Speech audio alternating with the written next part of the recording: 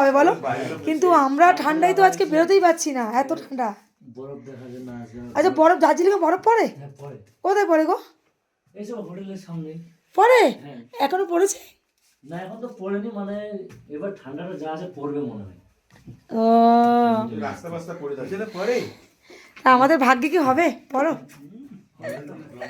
আমিও তো করি, আমি ক্যামেরা নিয়ে করি। তুমি ক্যামেরা করো, আর আমি এই যে ঘুরতে এসেছি, সারাদিন কি করছি না করছি। তা না আমাদের না, তুমি দুটোই খাও, খুব সুন্দর মন। হয়ে যাবে।